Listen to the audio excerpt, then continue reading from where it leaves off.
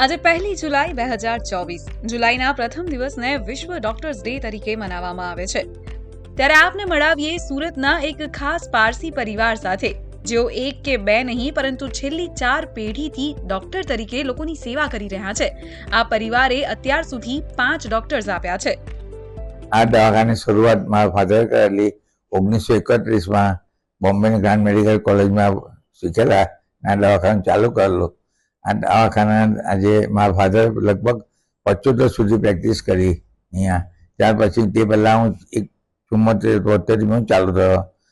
આજે 94 વર્ષ આ દવાખાના થયા. આજે પણ સુરતના ડુમસિયા પરિવારના તબીબો પોતાના 94 વર્ષ જૂના ક્લિનિકમાં દર્દીઓની સારવાર કરી રહ્યા છે. ટ્રીટમેન્ટ સારી મળે છે ડૉક્ટર ડુમસિયા સાહેબ પાસે, અને કોઈક પણ ડિઝીઝ હોય એવન તરત જ એને એક્ઝામિન કરીને પેશન્ટને પરફેક્ટ ટ્રીટમેન્ટ કરી આપે છે. વિદેશ જવાની તક મળ્યા બાદ પણ એ તકને છોડીને પરિવારના સભ્યો આ જૂનું ક્લિનિક ચલાવીને લોકોને સેવા પૂરી પાડી રહ્યા છે. શ્વેતા સિંહ, Divya Bhaskar, Surat. Share and download કરો દિવ્ય ભાસ્કર એપ.